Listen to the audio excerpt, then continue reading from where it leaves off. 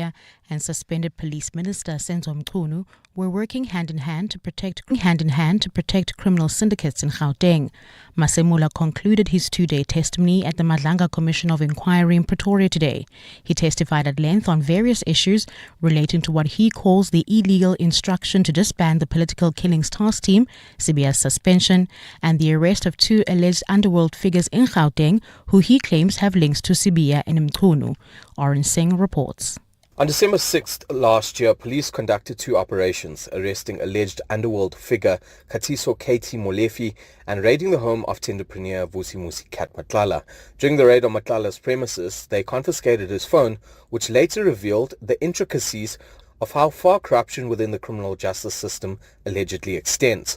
National Police Commissioner Fani Masemola claimed Matlala's phone revealed links to his deputy Shadrack Sibiya and Police Minister Senzo Mchunu. He also claims there was a clear motive to disband the task team to protect Matlala and Molefi's alleged criminal empires. There was no any other motive but to prevent the investigation against the cartels in Gauteng. Masemola concluded his two-day testimony this afternoon, with the next witness set to testify on Thursday. Oren Singh, Eyewitness News, Pretoria. Meanwhile, the Parliamentary Ad Hoc Committee investigating police corruption is considering making additions to its list of witnesses, including MPs who were mentioned by KZN Commissioner Nhlanhla Mkhwanazi. During his testimony before the Madlanga Commission last week, Mkhwanazi told the inquiry that National Coloured Congress MP Fidel Adams, as well as DA MP Diane Kola Barnard, had mishandled classified police information. Kola Barnard is also an alternate member of the ad hoc committee. Committee chairperson Soviet Lechanyane told today's meeting that the matter must be considered by the committee. And one of the members who has been mentioned is an alternate member of this ad hoc committee, Honorable Kola Barnard. The members of this ad hoc committee must discuss this matter and come with a proposal or a decision on how we deal with matters like this where members of this ad hoc committee are being mentioned. The Merafong local municipality says it proposed installing 39,000 smart water meters across its jurisdiction to fix the ongoing water crisis, but some residents were against this. Executive Mayor Nozuko Best and officials from the Premier's office met with frustrated Kokosi Township residents protesting over long-standing water cuts. Rand Water slapped the municipality with 40% water cuts over a 1.4 billion rand debt. Thandolutho Ngcobo reports. Municipal spokesperson Thabo Moloja says the municipality will encourage residents who cannot afford to pay their bills to apply for the indigent grant. He says this was communicated after some residents refused the installation of the water meters. Something that some of the communities, when they were engaged through the IDPs, they were not comfortable with that, to say when you put a water meter, it means when the water dries out, you are going to shut it down. Moloja says one of their biggest hurdles is non-paying businesses. Thandolutho Ngcobo, Eyewitness News. And Knysna Mayor Thando Matika has accused Western Cape Local Government MEC Anton Burdell of politicking and interference. Today, the National Council of Provinces is in Knysna to consider a decision by the provincial government to dissolve the council and place the town under administration. Burdell has told the Select Committee on Cooperative Governance that Knysna is facing complete service delivery collapse while its residents are being exposed to serious health risks from regular sewage spills. But Matika says the problems of ailing infrastructure and poor future planning are not unique to the Garden Route town. Lindsay Datelinger has more. The Select Committee has heard from provincial government that Knysna's business and civil society are holding the town together. The municipality is currently governed by a coalition of the ANC, PA, EFF and PBI as one of the province's 16 hung councils after the 2021 elections. MEC Anton Burdell says the town has a leadership and management problem. The conduct of council, you can describe it as a circus. People shouting at one another, not talking and debating the issues and taking decisions. But Mayor Thando Matika says Burdell has excluded officials from oversight visits to the town. He's playing politics. Every decision we take in Knysna, he's taking us to court or he's challenging. He doesn't play an oversight and assistant role. Burdell has denied the move to dissolve the council, which is due to take effect this weekend, is a political ploy, saying he's acting in the interests of the residents. Lindsay Dentlinger, Eyewitness News. Gold is trading at $3,780.98 an ounce. The rand is 17.26 to the dollar, 23.34 to the pound, and 20.36 to the euro. Brent crude is $67.27 a barrel. In your sport, the Springbok squad for their rugby championship test against Argentina is announced. Matt Shearat makes a Wales coaching return, and Orlando Pirates return to Betway Premiership action against Suwelele. A partly cloudy Heritage Day is in store for Gauteng tomorrow, with isolated showers and thundershowers expected. Johannesburg drops to an overnight low of 13 degrees, peaking at highs of 28. Pretoria 14 and 29. Vereeniging 13 and 27. It's mostly clear skies for Cape Town tomorrow, with a moderate southeaster at a low of 11 and a high of 18. The top story in EWN this hour: National Police Commissioner Fani Masemula has reiterated his claim that his deputy, Shadrack Sibia, and suspended Police Minister Senzo Mchunu were working hand in hand to protect criminal syndicates in Gauteng. EWN, in touch, in tune, and independent. For the latest, visit ewn.co.za or download the EWN app. EWN Traffic. In Boksburg, we still have roadworks causing about a 30-minute delay. That's heading towards Brakpan N17 eastbound between Osborne and Carnival City. Also in the Boksburg area, N12 traffic is a bit sluggish. This is approaching the R21 Rietfontein off-ramp. Also driving through the Joburg CBD, expect some delays. M1 South between Killarney Bains and the Crown Interchange. In Protea Glen, slow-moving traffic on the R559, that's opposite GOG Gardens. If you're in the Bryanston area heading towards Rudaport, traffic remains slow.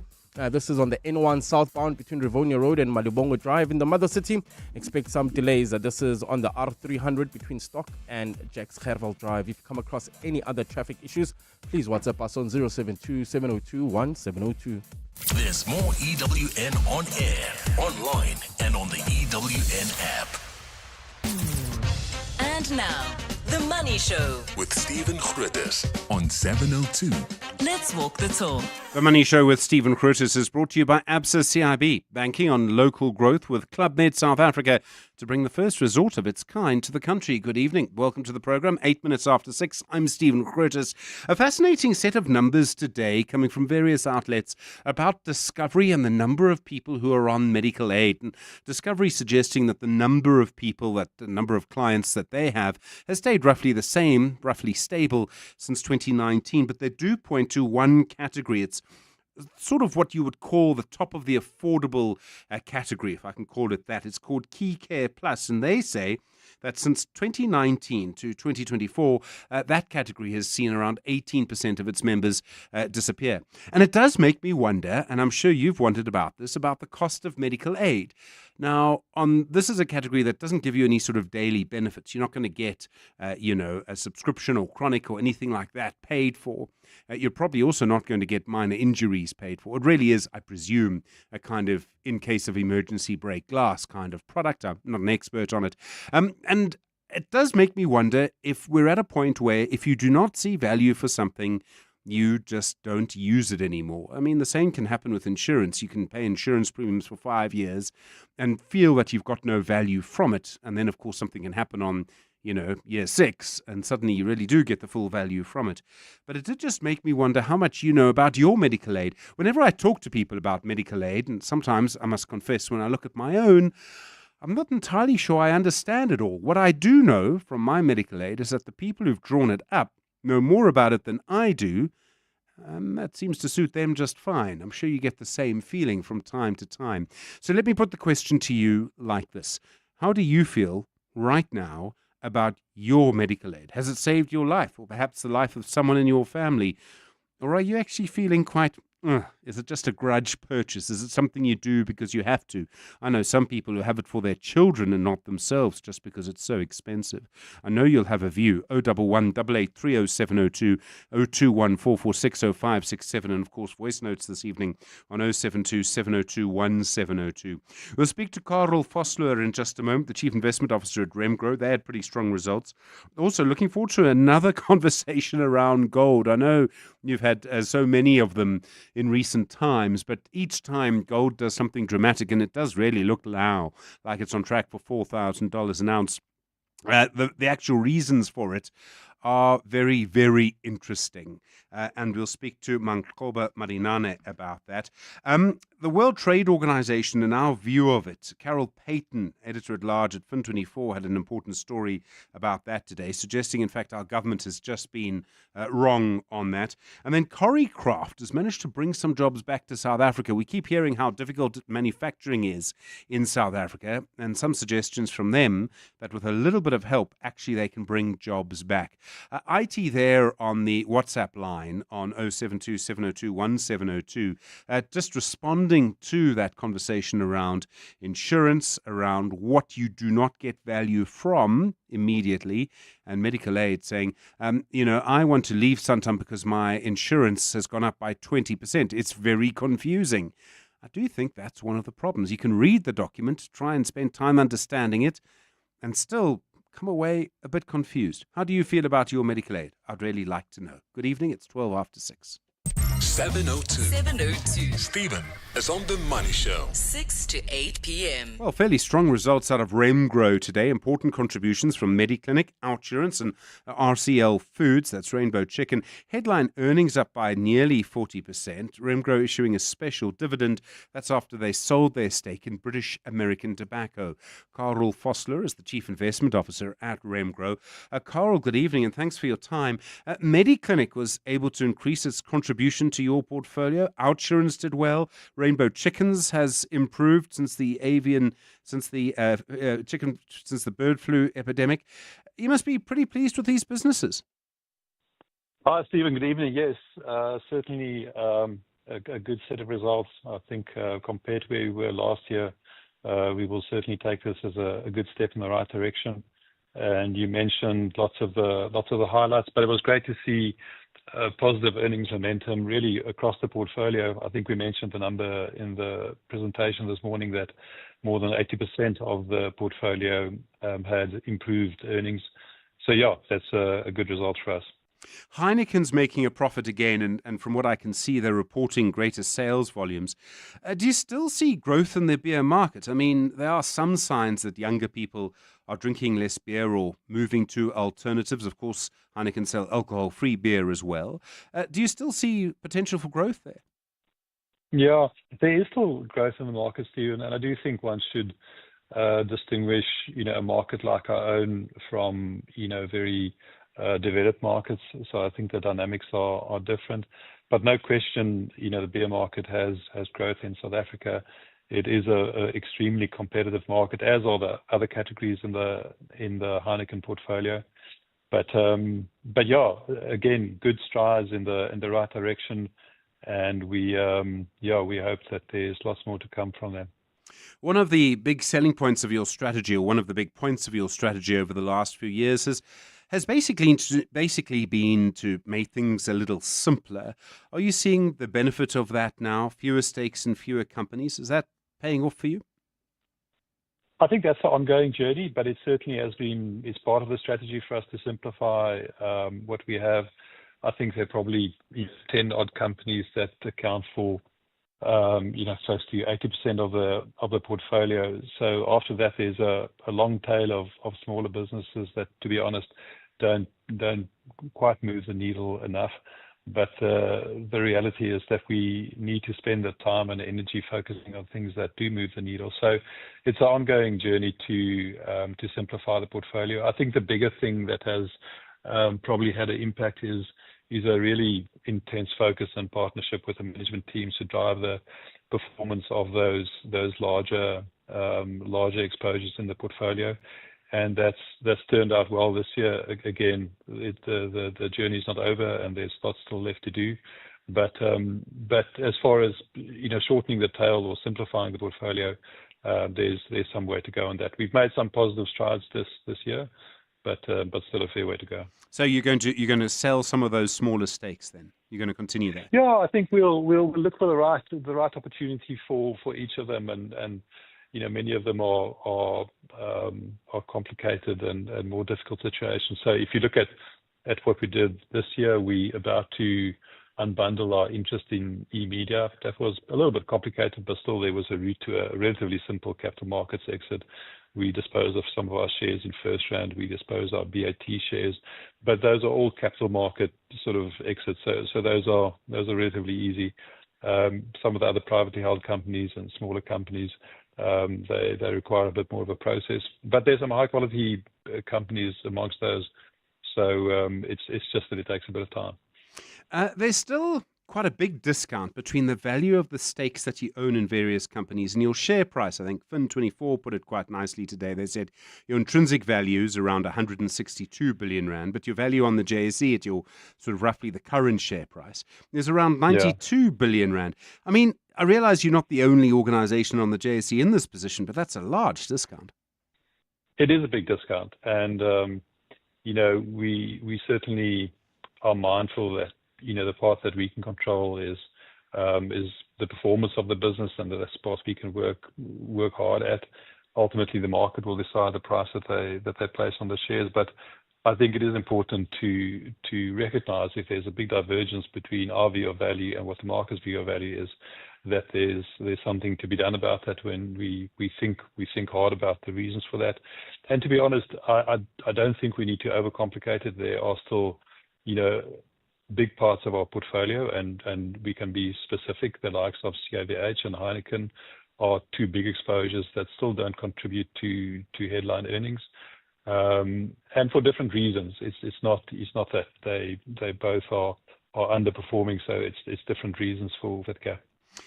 So, I mean, you're going to continue the current business strategy then, despite that discount. You're going to continue to try and create value for shareholders despite this discount when, and I'm sorry to put it so bluntly, shareholders don't necessarily see the value in the way that you do.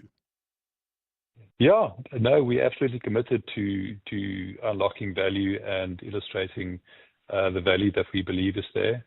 The discount is maybe not quite as wide as you'd mentioned. I think we at the June year end, it was around 45%. I think if we fast forward to today, the share price has been a little bit stronger, and I would guess that it's slightly below 40%. But even that is a wide margin, and we accept there will always be a discount.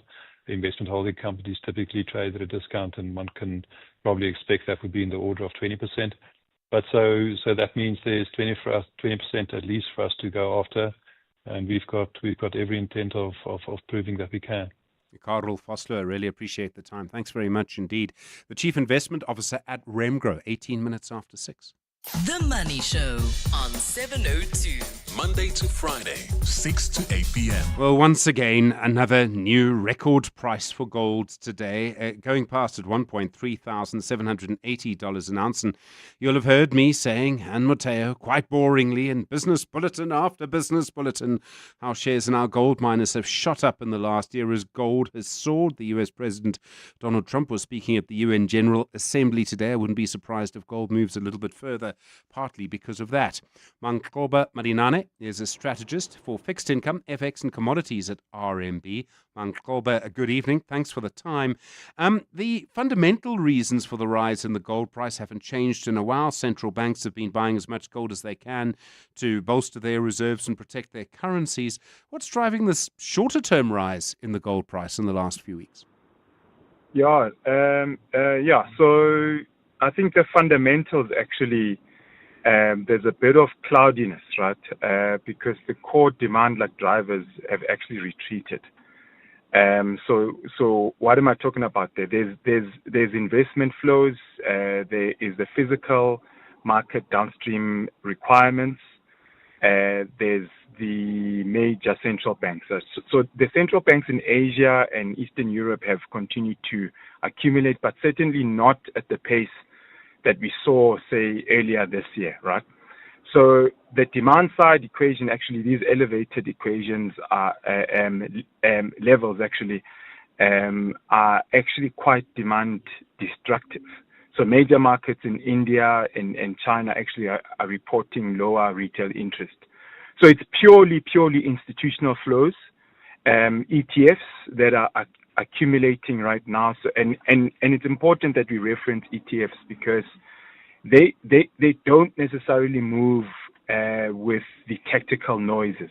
So there's a secular force that's at play here. And it's a dollar weakness. It's a secular dollar weakness. Issue number one, it's a hedging interest against that weakness. But also, I think a little known fact is that we are at the cusp of a Basel Committee review where gold could potentially be considered to be what they call a high quality liquid asset for the liquidity requirements for under the Basel III regulations. So this is a big shift. It's a circular shift. It's a long-term shift. It's not going to happen immediately. And my sense is that institutional investors are shifting capital with a long-term assessment that gold is in a structural shift in terms of its investment appeal. Saying that, we are sitting very surprised at where the price is right now. I think the last time we spoke, Steve, I gave you our year-end targets at about the 3,500 mark, so clearly well above that. So I think that shift is already underway. I mean, it would surprise me almost if it's not $4,000 by the end of the week, never mind the end of the year, and that's an astonishing thing to say. How significant a factor is the dollar in this? Because for years, generations, the dollar has been the sort of bedrock of the global financial system. I know Russia and China would be absolutely allowed to have an argument about that, but it has been the reserve currency, the global reserve currency. Yeah. Everything is benchmarked in that. It's down, 10% on the year. The Trump administration wants to take it lower. Some of the noises coming out of the Trump administration are quite difficult. Facts don't seem to matter. Tylenol, etc. How big a factor is all of that in this? Look, I think we have to classify this. The dollar will remain the reserve currency, right? Yes, it's down from northwards of 60% of reserves globally. It's now at about just over the 50% level. So just to contextualize this, gold is the second largest holding, and it sits under the 10% level. So there's quite a big gap. So we are still dealing with a long-term future where the dollar is still the basis reserve currency. But I think what is happening here is a portfolio diversification, a hedging or in notional terms against dollar weakness. That is what is happening here. But underpinning that dollar weakness and the recent catalyst of this big move higher was the Fed last week, right? Yes, they were slightly hawkish than we would have anticipated, but they guided that we're going to be cutting rates, and there's 2 more rate cuts ahead of us, and that's important because it on an opportunity cost viewpoint, holding a physical gold, all of a sudden we have clarity and confirmation from the Fed that opportunity cost is going to decline into year end. So therefore, it is a reason for those institutional funds to begin to raise their investment holdings in gold. And it's interesting, Steve, because when I look at ETF flows, right, we are still well off the COVID peaks in terms of the total holdings. So there's still quite a way up, left. So that's the big force that is at play at the moment. I've been trying to look, is there any factor on the horizon that I can see that would weaken the gold price at the moment? And I'm no expert in it, you are, but I can't see one. Look, I think there'll be intermittent episodes of weakness. Right now, the one thing that I always reference as a let's calm our heads kind of thing, the gold to copper ratio, right? Where it is right now, it's above where it was during the COVID years. So at its peak, so we've just climbed above that. So what is that saying to us? It's saying to us the gold market or gold prices being the safe haven asset relative to copper, which is a bellwether of the global economy, that ratio is basically saying that gold is almost pricing the global economic situation as if we are in a deep recession. My humble opinion is that I disagree with that. So I think that from a valuation perspective, we've gone a bit far. There's going to be a pure valuation-driven move lower until we see evidence that there is a shift. That big secular issue that I spoke about, gold being adopted as a level 1 HQLA asset for Basel III. Until we see that, then we will move higher. But for now, it's just largely a weaker USD issue.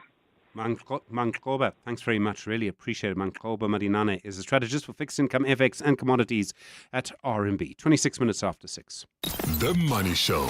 The markets. Ryan Hills, head of fundamental sales at Absa CIB. Ryan, good evening. I mean, I don't know if you can see any factors that would bring gold down from this point. Yeah, evening, Stephen. Clearly exercising the minds of many market participants. I tend to agree. I mean, we were running through a little analysis saying, if the Fed cuts rates, as your previous guest has said, that should be positive for gold prices because it reduces the cost of holding the physical metal.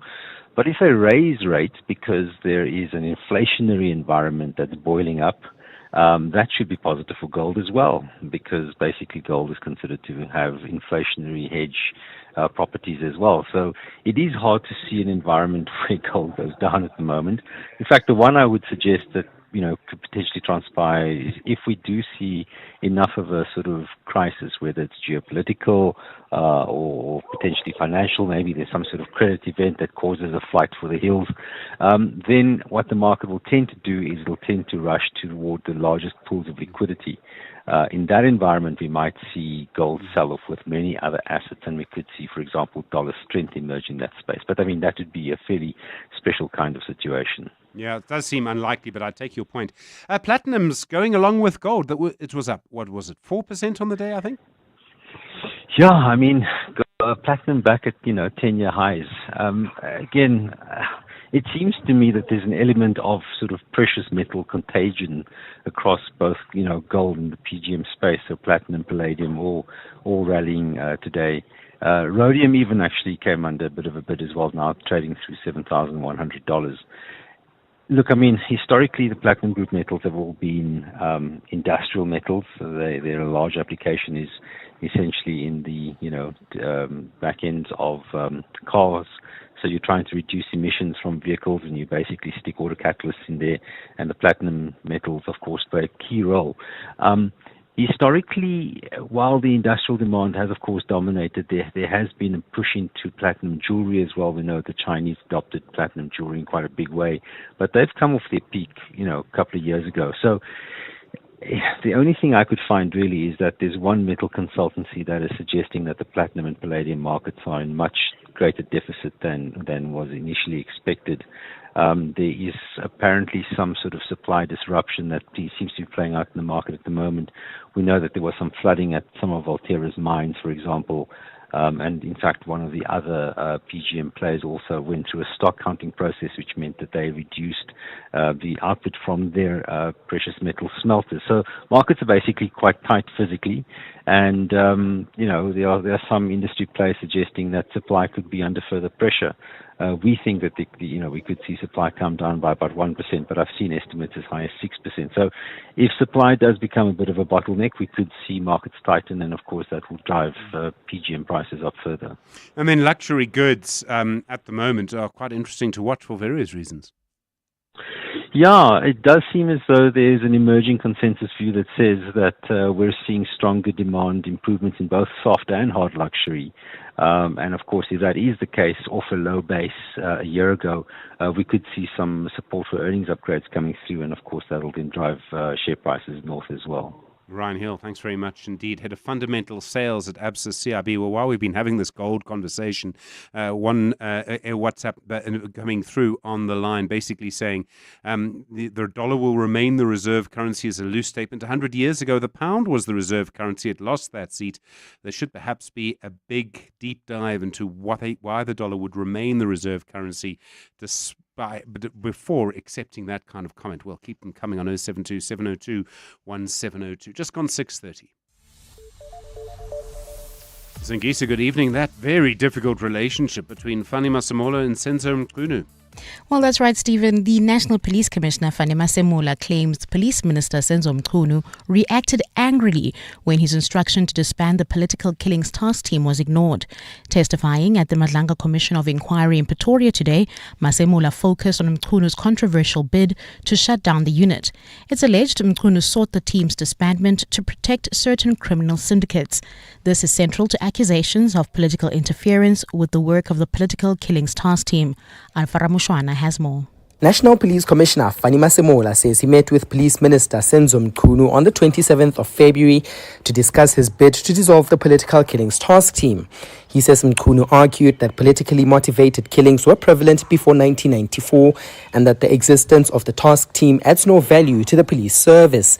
Masemola says while he ended up agreeing that the unit would not pursue new case dockets, Mchunu became furious when he was informed that the team had made a breakthrough in another investigation. It was first in my career to see a minister angry that police have done a good job. And he was angry and it made the meeting end up abruptly. He maintains that Masemola's instruction for the task team to be disbanded was unlawful. Alfa Ramshwana, Eyewitness News, Pretoria. For live updates on the Commission, visit ewn.co.za or watch live proceedings on our YouTube channel. Public outcry has led to a review of South Africa's parole system. It's the final day of a two-day Correctional Services Summit at the Jose Mamburu prison in Tshwane. It brought together experts, policymakers, practitioners, community representatives, victims of crimes and ex-offenders to critically examine the parole system. In one example that garnered an angry response, a 51-year-old parolee was arrested this year for the rape of a 9-year-old girl in Hanover Park, having served the minimum required portion of a 25-year sentence handed down in 2008 for the rape of a 10-year-old girl. Last year, parolees were linked to 209 murder cases and 330 rape cases, and Correctional Services Minister Pieter Groenewald says they've taken note. There's also an outcry from the public to say, well, you're putting people on the street and then they commit serious crimes like murder and rape. And that's why we said that we have to overhaul and reform the parole system. He says plans to reform the system are not new, adding that their goal is clear. The main reason is that we want to make sure, although you will never be able to make it 100% sure, that when someone is put on parole, that person is in a very good state of rehabilitation and that he or she can be successfully be reintegrated in society. That's our goal and our aim. In the Western Cape, a 25-year-old man linked to a triple murder in Khayelitsha earlier this year has been arrested. 3 people were killed and 3 others injured when they came under attack in Khayelitsha C-section on February 8th this year. Police say they received a tip-off about one of the suspects' whereabouts. However, he managed to get away while police were trying to arrest him. Here's the police's Wesley Twigg. His freedom was short-lived when he was arrested on Monday 22nd September 2025 when he was appearing in court for another matter. The adult male will appear in the Khayelitsha Magistrates Court on Thursday 25 September on murder charges. And NATO has warned Russia to stop an escalatory pattern of airspace violations along its eastern flank. This after the alliance held urgent talks about a jet incursion over Estonia last week.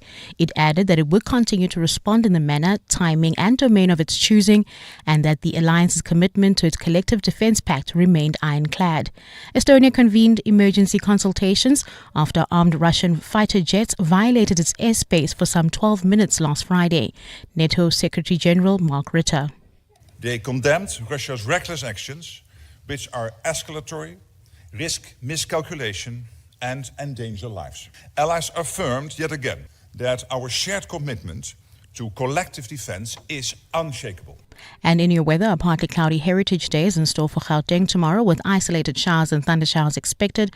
Temperatures will drop to overnight lows of between 13 and 14 degrees and peak at highs of between 27 and 29. It's mostly clear skies for Cape Town tomorrow at a low of 11 and a high of 18. The top story in EWN, National Police Commissioner Fani Masemola claims Police Minister Senzo Mchunu reacted angrily when his instruction to disband the Political Killings Task Team was ignored. EWN Traffic. Well, at this stage, if you're traveling into Soweto, that's Protea Glen, we still have slow-moving traffic. This is on the N12 westbound between the R554 Abu Bakr Drive and the R558. Also traveling through Bryanston, traffic is a bit sluggish on the N1 southbound between Rivonia Road and Malibongo Drive. Also in Roodepoort, heading towards Lerato Kagiso, expect some delays. That's on Randfontein Road between Corlett and Adcock, while in the Mother City traffic remains sluggish. This is on the N2 outbound approaching Baden Powell Drive. Also slow-moving traffic. N2 outbound, this is heading towards Airport Approach Road. If you come across any other traffic issues, please WhatsApp us on 072-702-1702. There's more EWN on air, online, and on the EWN app. Beyond every boardroom is a story waiting to be written. A story of a business and its potential, of a community that thrives, a hospital that serves, and energy that powers millions of dreams. It's a story that only gets better with a partner that has the expertise and solutions to make it a reality. At ABSA CIB, we are invested in your story, and we invite you to write it with us, because your story matters. ABSA, an authorized FSP and registered credit provider. One degree defines you as a master of business, the MBA. The life-changing Gibbs MBA empowers you to lead an organization or start your own business within the dynamic African context. Choose from 90 electives and 8 focus areas: general management, entrepreneurship, consulting, manufacturing, digital, humane leadership, healthcare, and climate leadership. For our next information session, go to gibbs.co.za/MBA. Gibbs is a Triple Crown internationally accredited business school in Ilovo, Sandton. Welcome to the brand new days. Sail the world with Norwegian Cruise Line, with more to see, more to do, and more to enjoy. Plus, upgrade your holiday with NCL's More at Sea for premium beverages, specialty dining, and much more. Think international cruising. Think NCL. For the best deals available, visit ncl.com or contact your travel agent. Restrictions apply. Welcome to the brand new days. Experience extraordinary with the new iPhone 17, 256 gig from Vodacom, Zanzi's winning 5G network.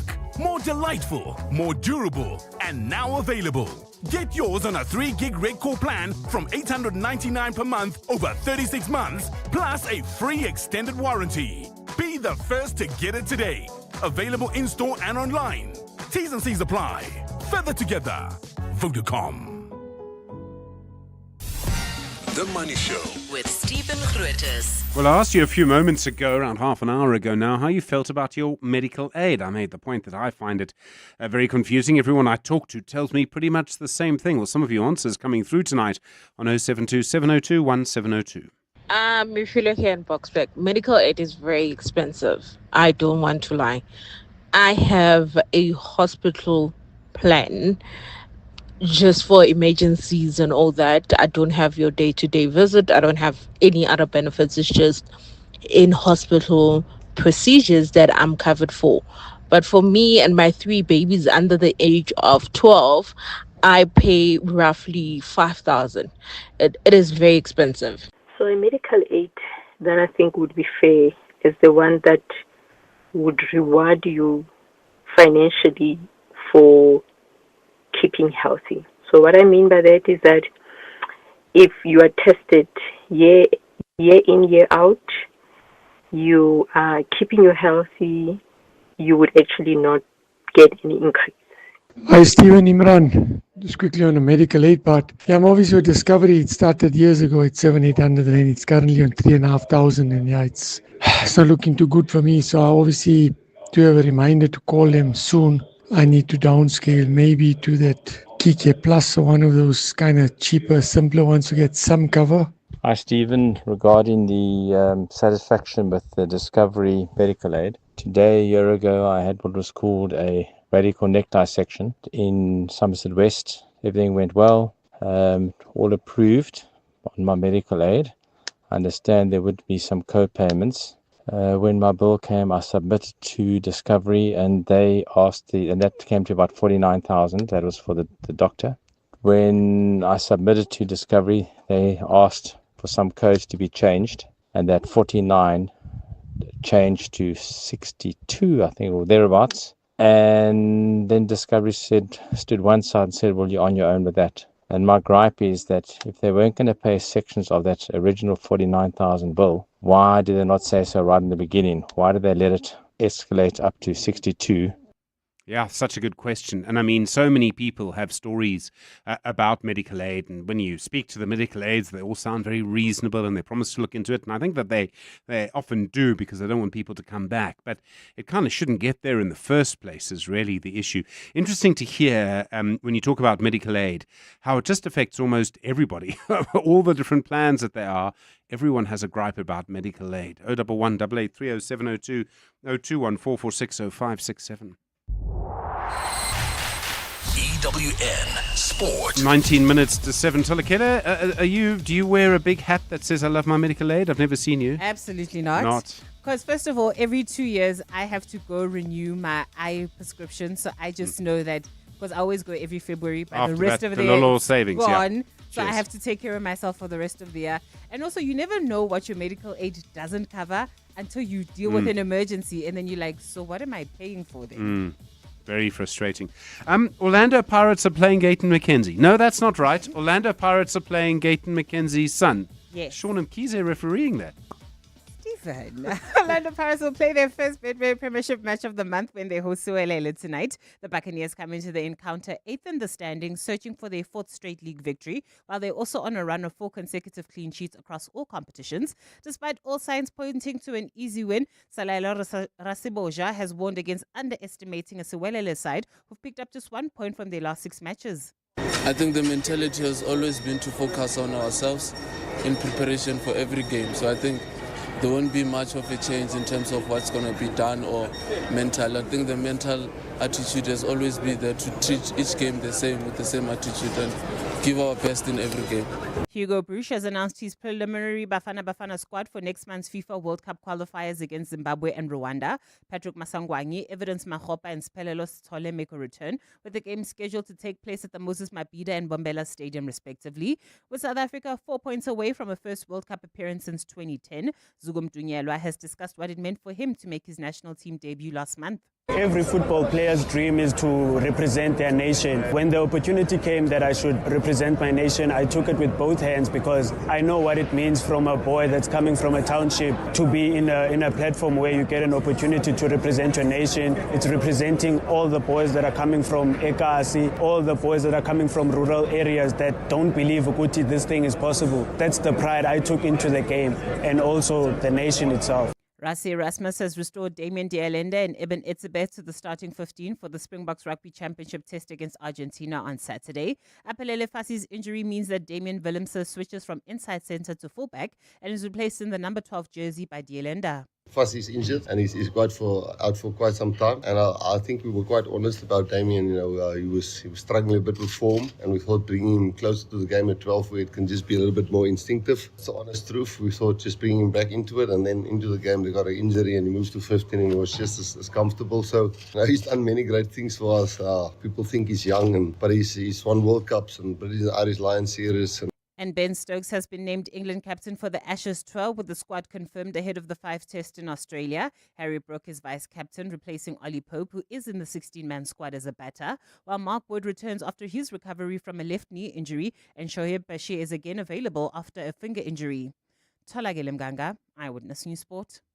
Business Outsurance are experts in business insurance for optometrists, surgeons, and other medical specialists. Here's Chrissy. Business Outsurance is the best insurer for my business. They have great premiums, wonderful service. I know without a doubt that Outsurance has my back, and You always get something out with Outsurance. Switch to business Outsurance and you could get a massive 20% discount on your business insurance premium. Visit outsurance.co.za. Switch and save today. Licensed insurer and FSP. TCs and information online. This Mazda doesn't just start. It wakes up. Anticipation. The wheel settles into your hands. Seat and mirrors adjust. You didn't ask. It just knew. Then the 3.3-liter turbo diesel clears its throat. And suddenly, you're flying, weaving through sunlight. Goosebumps on your commute. The feeling will find you in the Mazda CX-60. Wonder awaits. Small businesses are anything but small. They're the backbone of our communities, the dreamers, the doers, the ones who keep Mzansi moving forward. That's why 702 and Capitec Business Banking are putting them in the spotlight. Every Thursday between 6 and 8 p.m., catch Small Business Focus with Capitec, where we showcase the hustle, heart, and the secrets to thriving in today's economy. Your vision matters, and with Capitec, you're never building it alone. Small Business Focus with Capitec, the business bank for everyone. Thursdays between 6 and 8 p.m. on 702. Capitec Bank is an authorized FSP 46669. WhatsApp Stephen on 072 702 1702. Two interesting WhatsApps coming through about medical aid. Tony says, Stephen, for medical aid, you need a Master of Science degree to understand how they operate. Margaret, completely different view. Last year, I was in hospital for 8 days. My appendix ruptured. I'm 77. Discovery paid for everything. That's actually from Stephanie in Kalani. So very interesting and contrasting reports about medical aid. 13 minutes to 7. An important piece in Fin24 today by Carol Payton, essentially claiming that our government is obstructing progress at the World Trade Organization. We're refusing to allow certain agreements to progress until the Doha round of trade talks is restarted. Carol Payton's an editor-at-large at Fin24 joins us now. Carol, good evening and thanks for the time. From what you say, we're being quite obstructive at the WTO. What have we been doing? Good evening, Stephen. Well, I was quite astonished, I must say, because okay, the WTO is a little bit under the radar at the moment just because of all the Trump tariffs and all of that. But it is still a very important organization. And 72% of world trade is still going through, under WTO rules. And I was quite amazed to hear the DG of the WTO really berating South Africa for standing in the way of certain agreements. And, she was very upset because she said that, why are you blocking this? You, South Africa, in fact, she was referring to South Africa, Turkey, and India. Why are you blocking these agreements which could be good for other people? And the one in particular she was talking about was an agreement in which member countries would establish a kind of set of, pointers, really, or that developing countries could sign up to and do, which would make their investment environment, the environment for doing business, more attractive to outside investors. So this was something that the WTO thought, well, here we can help. We can help poorer countries get investment by all agreeing to these sort of coded measures. And, investors will be able to say, okay, well, that they've signed up for it. We feel good, we can invest. And South Africa has been one of the three countries, along with Turkey and India, who've been blocking this agreement from becoming part of the World Trade Organization rules, and they've kind of, stood in the way of it for their own reasons. As you said, for a reason which, in my view, and in many, many people's view, doesn't really hold any water anymore. Well, I mean, it doesn't seem that there's a principle that's worth defending. I mean, you can try and defend the right of open access to telephone landlines, but when telephone landlines don't exist anymore, there's no point. Well, this is the thing. So the Doha round, it was started in, I think, 2001. It was supposed to be a very progressive, pro-poor, pro-developing country round of negotiations. By 2008, it had collapsed. And since then, it hasn't gone anywhere. So it's quite bizarre for South Africa to say, we're not going to sign up to any agreement, no matter what it is, even if it really is, it's an agreement that really assists poorer countries. We're not going to sign up for that because we want to, the clock to turn back to 2008 when we were still doing the Doha round, and we want to do that. We want to carry on with that. When clearly the rest of the world, that is a non-starter. That's just not going to happen. The other issue seems to be, as I understand it from what you wrote, our government's demand for a tariff or customs duty that would apply to digital goods. I've been scratching my head on that one, I have to say. Yeah, so that's a second agreement. So the first one is about this easy investment kind of benchmarks.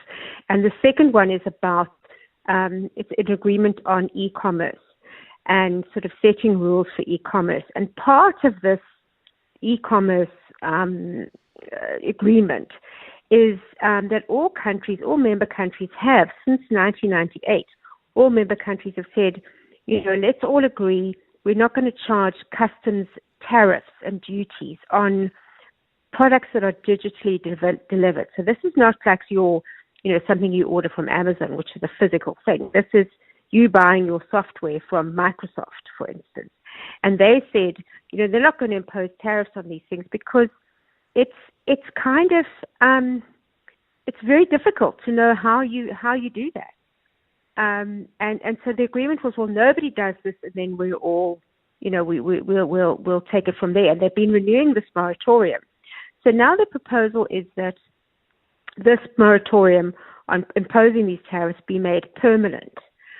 Because it is so difficult, how do you, start charging people customs duties on their Netflix account, or, charging Netflix, in fact, because it's not charging the consumer, you're charging Netflix. How do you do that? And it's not practical. So some other countries have said, well, let's just add some sales tax to that. So when you pay your Netflix subscription, they add sales tax, and then that portion goes off to the government. So the government isn't getting shortchanged here. So there are those sorts of solutions. But South Africa said, no, we're not going to. We want this moratorium gone. We believe we should be able to impose customs duties on all of these digitally delivered products. And this has now become a sticking point to the whole agreement on e-commerce. Carol Payton, thank you very much indeed. Editor-at-large at Fin24. And she says, I, for the life of me, can't see how you would, impose some kind of tariff on the way in which I use a Microsoft product or whatever it is. I'm sure, like you probably use some kind of memory provided by Google or Apple or someone. How do you even start with a kind of tariff or any kind of customs thing on that? Some of this is a little complicated. And it does make me wonder if sometimes so many of our sort of government policies are just stuck in the mud a little bit, and there seems to be no possibility of a change. 7 minutes to 7. In a world where a lot can change in 6 years, you can rest assured knowing that Hino's 6-year drivetrain warranty won't. All Hino trucks now come standard with a 6-year drivetrain warranty protecting your investment all the way, from pistons to gears, built to keep your business moving, supporting uptime, growth and daily operations. Because although a lot can change in 6 years, their warranty promise won't. T's and C's apply. Hino, all the way. Could I courier this toy carrot that my son glued his baby teeth onto? For sure. We're your guy. How about a strip of slightly used duct tape? Yeah, we're your guy. And this spoiler for my quantum. Chief, we're your guy. With over 4,000 fast and flexible ways of couriering your parcel, locally and internationally, whatever you need couriered, we're your guy. The Courier Guy. Visit thecourierguy.co.za. Running a business is tough. You need tools that just work. That's why more South African businesses are switching to Mac. At iStore, we make it easy with 4,000 rands in added value when you switch. That's 3 years extended warranty and remote tech support, leaving you to focus on everything else. Switch to Mac with iStore, your expert partner. T's and C's apply. Mac at iStore. Run smooth as business should. The Money Show, Stephen Grootes, is brought to you by Absa CIB, banking on local growth with Club Med South Africa to bring the first resort of its kind to the country. 5 minutes now to 7 the time. Well, one of the most interesting and I think difficult sectors in South Africa at the moment is manufacturing. Whenever I speak to people involved in manufacturing on the Money Show, and whenever I speak to people involved in manufacturing socially, they say the same thing. Making stuff in South Africa is hard. The issues around infrastructure, electricity, water, roads, a whole host of other issues. So I was interested in a statement from the Localization Support Fund that they've been able to help the furniture maker Coricraft bring their production back home and support 500 jobs in the process. Irshad Katrada is the CEO of the Localization Support Fund. Irshad, good evening. So Coricraft was producing its goods outside the country. They brought that back home, that production. What support did they need to do that? Good evening, Stephen, to you and your listeners, and thanks so much for having me on the show.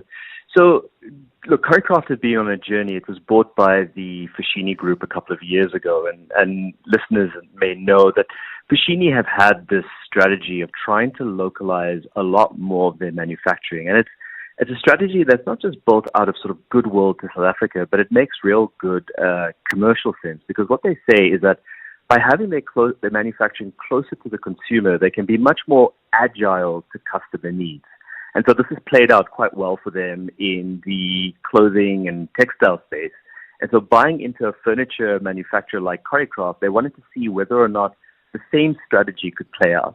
So about a year ago, we sat with them really to kind of understand where they were going, what their needs were, and where they saw the real opportunities. And they had highlighted for us that upholstered seating was a big one.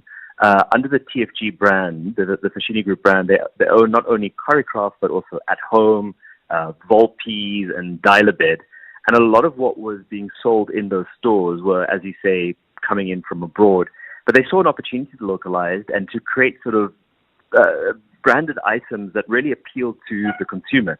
And so we've walked this journey with them quite well over the last year. We paid for process and industrial engineers to go into factories to just start measuring what they were doing. And there's that old sort of adage that if you don't measure it, you can't manage it and you can't improve it. And it's really, I think that came to light quite significantly with Coricraft. And they've been able to localize around 80 million rands of production. These are 80 million rands of goods that were, supporting the economies of India and China and elsewhere. It's now in the local economy being produced in their factory in Epping and Cape Town. So is this now sustainable? They don't need any more help from you or anyone else? Yeah, so I think for Coricraft, certainly this is sustainable. I think the lessons that they've learned through this process, they've effectively banked, if you will, and they're now looking at other areas that they can go into. And so speaking to the head of business today on the panel when we released the report, they're looking at not only upholstered furniture, but some more of their leather seating, but also case goods as well. And they've mentioned that there's a number of other factories in the Foschini Furniture Group, so Volpes, which is down in PE, that they want to start introducing the same kind of measures too. And I think not only is this something that is replicatable within the Coricraft Group, but what's really great for us is that we brought a range of various furniture manufacturers into the room today. And a number of them walked away, as we said, that they walked away with learnings that they feel they can already start implementing before you bring in this type of industrial engineering support. I think most South Africans want to buy goods that are made in South Africa. The problem is price. I mean, there's a reason why we end up buying so many goods from Asia.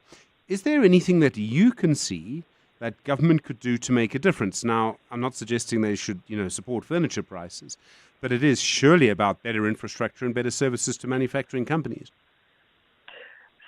So absolutely. Look, I think there is a role for government to play. And I think when you sketched out the intro to this conversation, you said manufacturing is difficult. And it is difficult. It requires huge investment upfront in human capital, working capital, physical machinery to manufacture. But it obviously does require streamlined services from government, both at a municipal level, but also at a national level in terms of logistics and port infrastructure and all the rest of it. So there's clearly a role for government, but it's not to say that the burden is only on government's hands. And I think the Localization Support Fund was set up as an independent nonprofit to try and drive home some of these efficiency and competitiveness strategies that can help to bring down price. And so if I take this Coricraft example, as an illustration, they've been able to improve their efficiency by 38%. Now, what does that mean? It means that for the same assets, for the same investment in human capital and physical capital, they're getting 38% more out of it. And that's 38% more, which can be used to reduce the prices and to offer better value to their customers and to their consumers down the line. And that's how we stay competitive. It's not going to work in every industry, but there's a lot of industries where there's some very low-hanging fruit. We've done the same thing in the clothing space, working with retailers like Cape Union Mart. We've also done this in the chemical space, working with multinational FMCGs. So what we're trying to do is identify where we've got a willing partner, where there's a strategy around localization, where there's engagement, and to use that partnership then to drive home these interventions. And, bit by bit, we're starting to accrue the rewards and seeing the dividends through the economy. Rishad Katrada, thank you, CEO of the Localization Support Fund, just after 7 o'clock.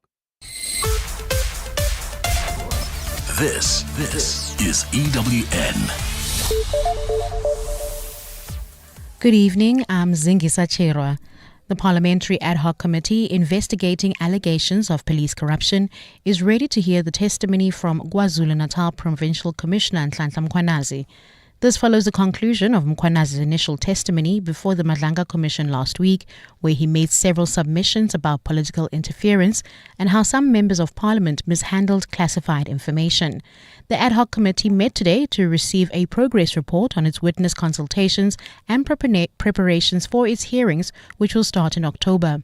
Babalondense reports. The ad hoc committee met to finalize its list of witnesses after concluding consultations with the likes of Nhlanhla Mkhwanazi, as well as Acting Minister Firoz Kachalia. The committee has also concluded consultations behind closed doors with National Commissioner Fani Masemola, who is currently appearing before the Madlanga Commission in Pretoria. Evidence leader, Advocate Norman Arendse, says he will be consulting with Mkhwanazi again this week before his appearance in October. We will then take General Mkhwanazi's evidence over a period of 2 days, also given that the committee has allocated to committee members 30 minutes each to ask questions. That's 7 and 8 October. I think that's a Tuesday and a Wednesday. He says Mkhwanazi's testimony will be followed by Masemola and Deputy Commissioner Shadrack Sibia to conclude the police's submissions. Babalondense, Eyewitness News. Meanwhile, National Police Commissioner Fani Masemola says the responsibilities of the police minister need to be clearly defined.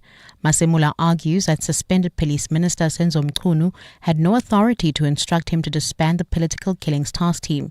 He made these remarks during his testimony at the Madlanga Commission of Inquiry sitting in Pretoria. Delivering his closing remarks, the top cop emphasized the need for reforms in the police service. I've been asked about the key reforms that would assist within the police service. Although I intend to make comprehensive submission in this regard, I would like to highlight that the police minister's role needs to be urgently defined, especially in light of there being a minister on leave and the acting minister of police. For live updates on the Commission, you can visit the EWN website. You can also watch live proceedings on our YouTube channel. The Western Cape Department of Social Development says it's making an effort to prevent minors from joining gangs.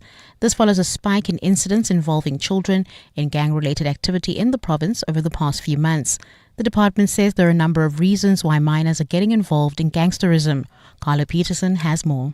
Head of the Western Cape Department of Social Development, Robert MacDonald, says there's been an increase in recruitment of minors into gangs in the province. There's been an increase in the recruitment of teenagers and children for shooting and for hiding drugs and other kinds of activities because there is a perception that these children can't be arrested. MacDonald says the department has a number of programs aimed at preventing children from joining gangs. This includes school programs with funded NGOs as well as departmental social workers. But also the department runs secure care facilities which are designed to assist children and youth who become involved in risky behavior or starting to get involved in gangs. MacDonald says the security facilities also offer minors rehabilitation to become role models in their communities. Carlo Peterson, Eyewitness News. And United States President Donald Trump says countries who are recognizing Palestine as a state are rewarding militant group Hamas for the atrocities it committed. Addressing the United Nations General Assembly this afternoon, Trump said the war on Gaza had to be stopped. But he says Hamas, which controls the territory, has rejected reasonable offers to make peace. Now, as if to encourage continued conflict, some of this body is seeking to unilaterally recognize a Palestinian state. The rewards would be too great for Hamas terrorists for their atrocities. This would be a reward for these horrible atrocities, including October 7th, even while they refuse to release the hostages or accept a ceasefire. Trump says returning the hostages taken in southern Israel almost 2 years ago is non-negotiable. Instead of giving to Hamas and giving so much, because they've taken so much, this could have been solved so long ago. But instead of giving in to Hamas's ransom demands, those who want peace should be united with one message: release the hostages now. Just release the hostages now. President Cyril Ramaphosa is also expected to speak about the Palestine issue when he delivers his address to the Assembly later this evening. In your financials, gold is trading at $3,781.35 an ounce. The rand is 17.23 to the dollar, 23.30 to the pound, and 20.34 to the euro. Brent crude is $67.68 a barrel. In Boksburg, heading towards Brakpan roadwork, still causing more than a 30-minute delay. This is on the N17 eastbound between Osborne and Carnival City. If you are heading towards Rudeport, there's also slow-moving traffic in the Randburg area. This is on the N1 southbound due to a stationary bus delays between Bears, Nodia and Malibonga Drive, while in the Mother City, there's bumper-to-bumper traffic into outbound. This is heading towards Airport Approach Road. A partly cloudy Heritage Day is in store for Gauteng tomorrow with isolated showers and thunder showers expected.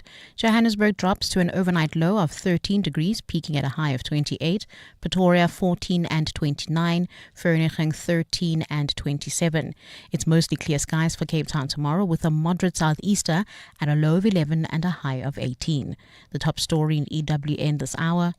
The Parliamentary Ad Hoc Committee investigating allegations of police corruption is ready to hear testimony from KwaZulu-Natal Provincial Commissioner Nhlanhla Mkhwanazi. EWN, in touch, in tune, and independent. For the latest, visit ewn.co.za or download the EWN app. And now, The Money Show with Stephen Grootes on 702.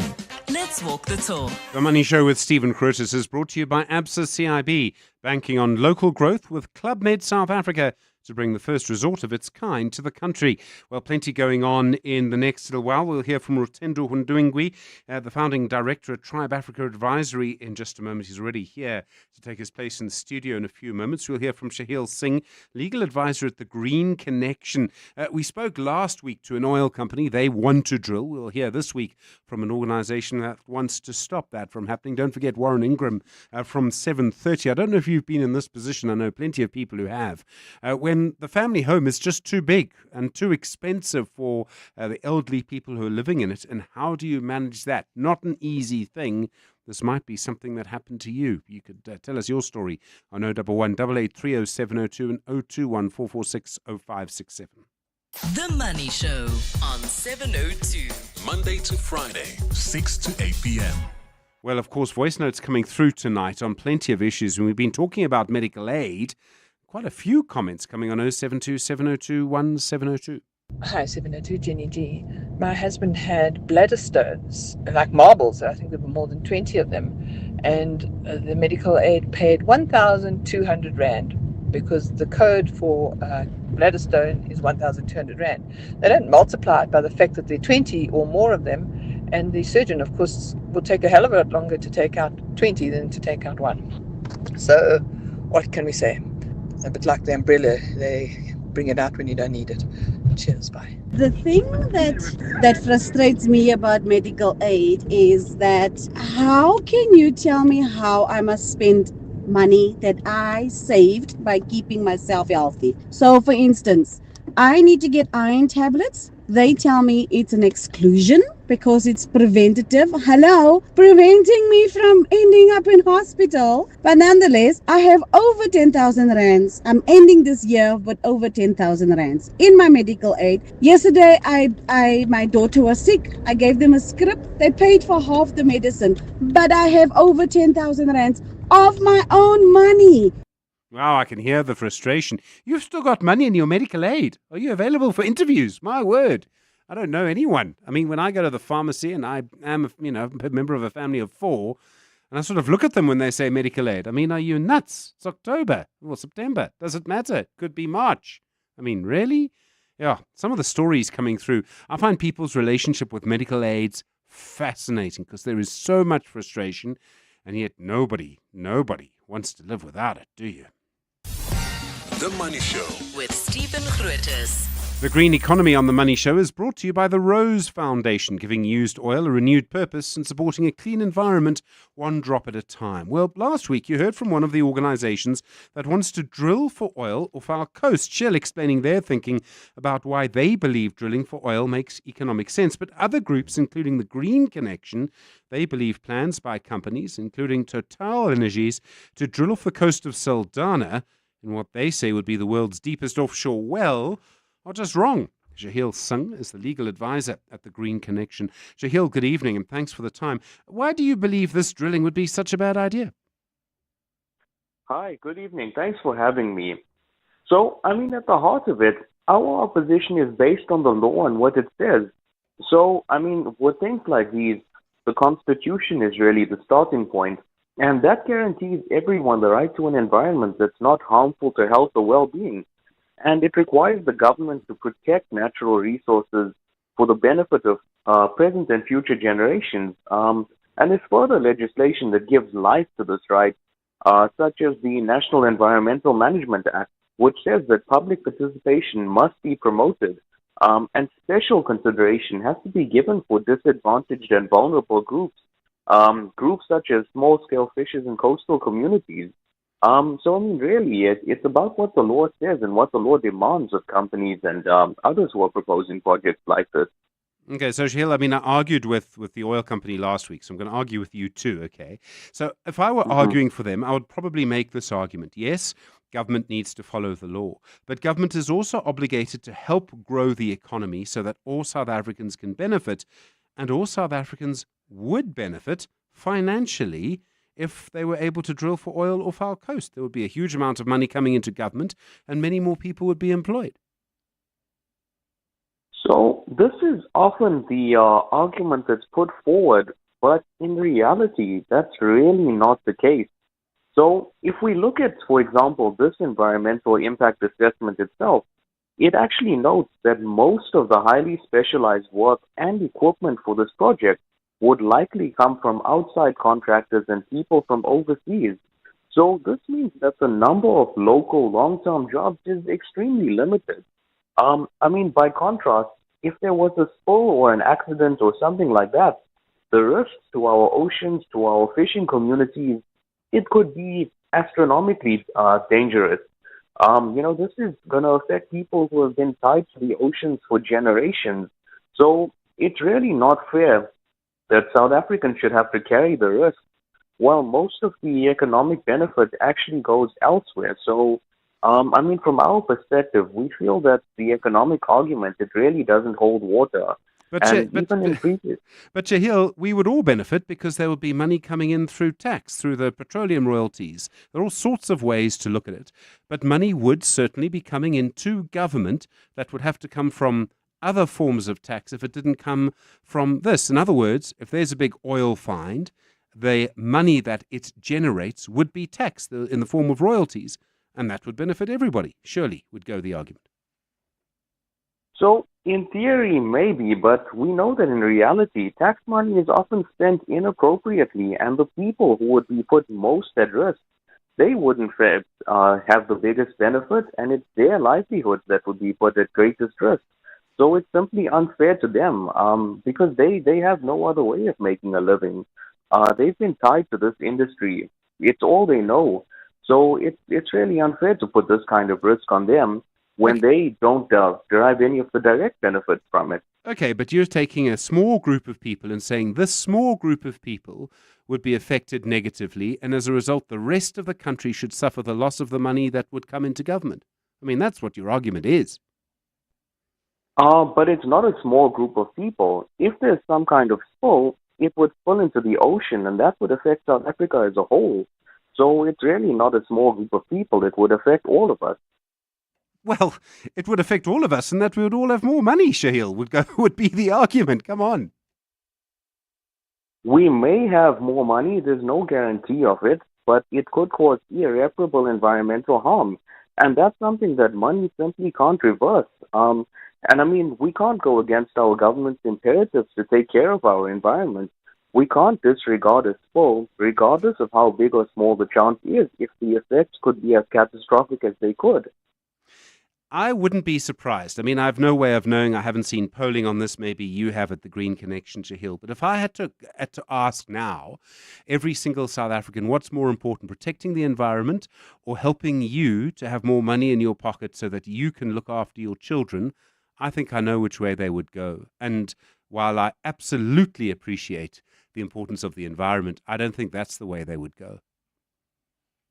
Well, that's really simply a matter of debate because it's about how you phrase it and how you make them understand it.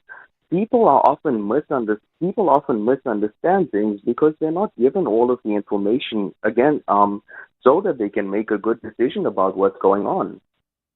I don't think saying that people would vote the wrong way because they don't know enough is the answer, Shahil. I'm making the simple point that millions of people in South Africa need every help they can get, and maybe these oil companies would do that. Well, in our previous court case, the courts actually ruled on the fact that in our CITSA 567 matter, one of the points was that people weren't given all of the information about the project beforehand. And that's one of the reasons why the project couldn't happen. So, I mean, I've got to disagree with you there. I think if people are given most of the information, they would see it in a different way and they would decide differently. Shahil Singh, thanks very much indeed for the argument. I do appreciate it. Legal advisor at the Green Connection. You've heard both sides of this now. I'll be very interested in your view on this. Every drop of used oil matters. That's why the Rose Foundation is committed to the responsible collection and recycling of used oil, keeping harmful waste out of our ecosystems and away from our communities. By supporting their efforts, you're helping protect South Africa's natural resources for future generations. Be part of the solution and help build a cleaner, greener South Africa. Visit rosefoundation.org.za. Greener tomorrow with yesterday's oil. There's strong, then there's AfriSem Strong. So champion the build with AfriSem Cement, the trusted A1 choice for builders who demand nothing less than superior quality. Crafted for exceptional strength, proven durability, and proudly produced in Mzansi. Because some builds just aren't strong.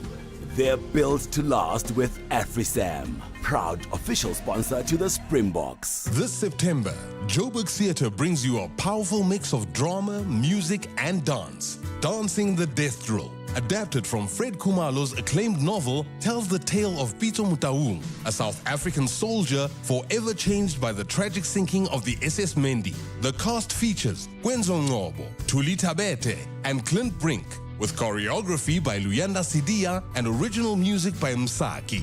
This is a story of love, loss, and remembrance. Catch it from 9 to 28 September 2025 on the Mandela stage at Joburg Theatre.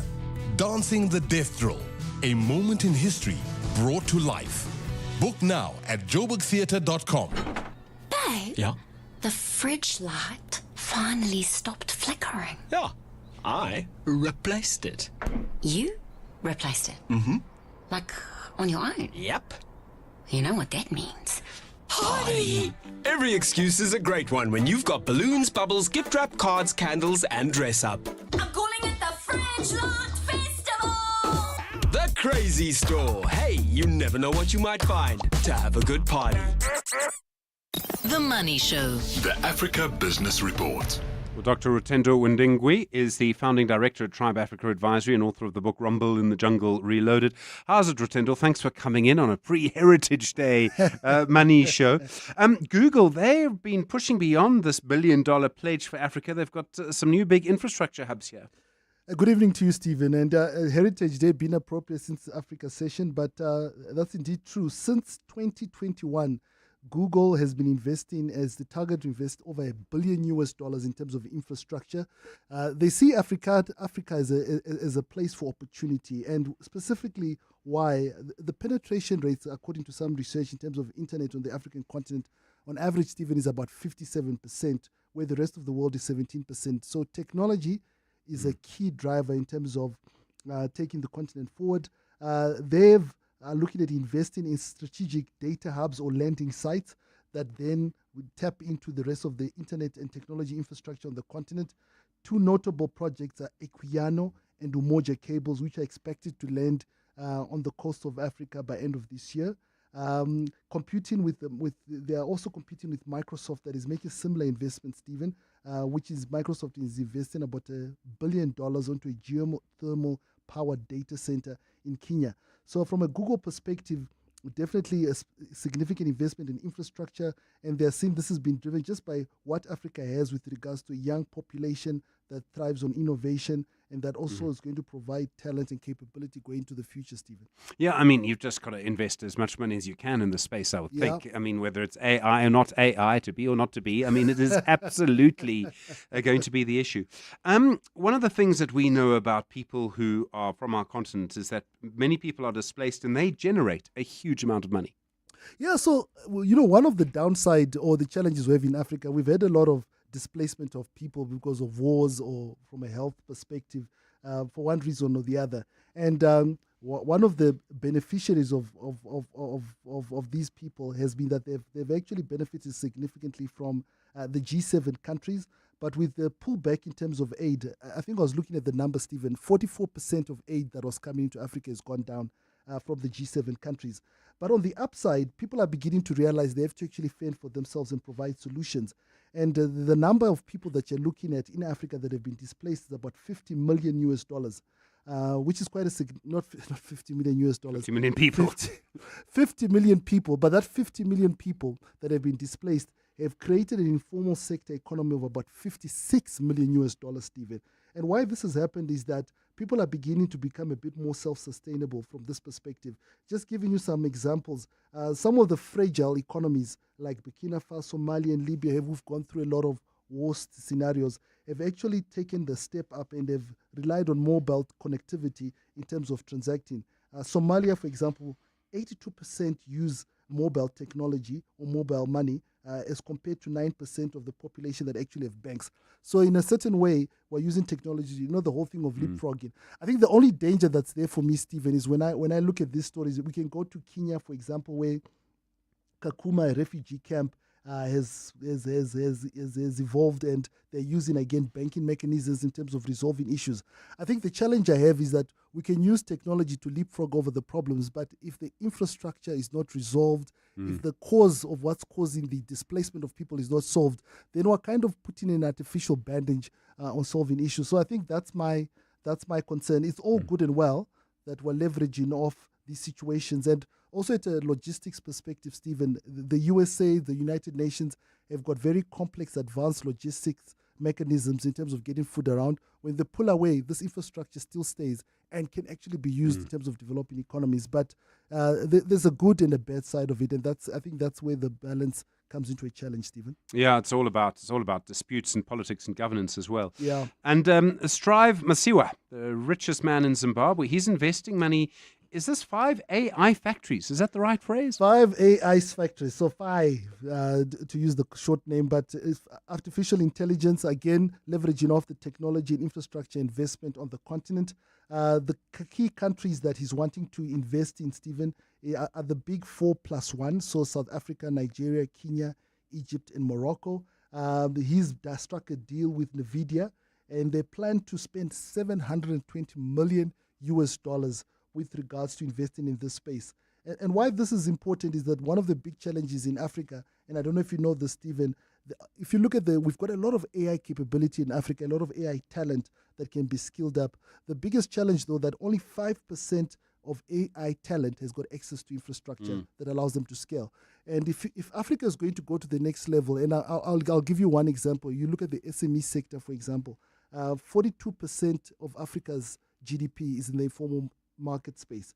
But if we don't have tools like AI to be allowing them to scale, to go to the next level, then we don't go forward. So this investment by Strive and Cassava Technologies is quite significant in terms of taking the continent forward and making a dramatic impact in terms of economic development and technological advancement.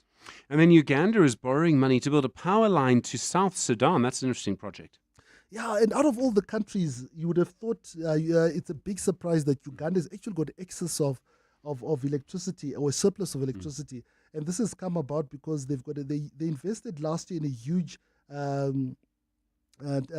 electrical transmission line and infrastructure. It was the Chinese who came on board and did that.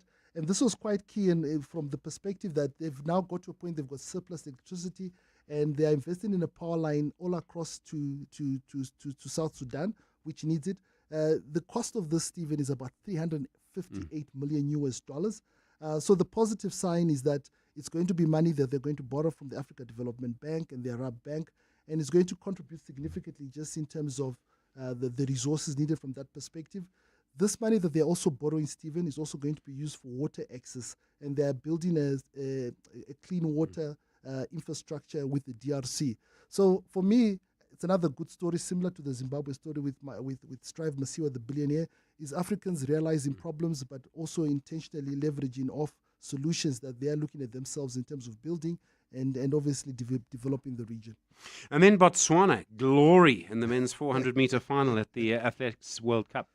Yeah, so two key highlights there. The first one being Colin Kebenchipi, I'm trying to pronounce that name right, a 21-year-old. He broke his country's record, but won the 400 meters race. He beat Trinidad and Tobago. So remember last year, the Olympics, you also celebrated Lebogo, who actually won, I think it was the 200-meter race. But again, Colin and Tobago participated in the 4x400 meter race. And they won that again at the Athletics Championships in Japan. So a big thing. The president, their president, Duma, who's currently obviously the United Nations, there are other heads of state, has made, I think, the 29th of September a holiday. So that's quite an achievement and an important thing for the country. It's a small country going through a lot of challenges, but moving in the right direction. I think we need to celebrate with Botswana in terms of this achievement, because when you look at who they're competing against and the countries they compete against, it's a lot of talent. So quite an achievement. We had to win one race. We had to win a whole World Cup to get a public holiday. Rotendo Ndingwi, the founding director of Tribe Africa Advisory, thanks very much indeed. You've got 10 seconds to shake Aubrey Masango's hand. The Aubrey Masango Show on 702. Streaming on the Prime Media Plus app. Let's walk the talk. Aubrey, stop talking, you two. Aubrey, how's it? What's coming up tonight? I'm good, thanks. So we start just after 8 o'clock.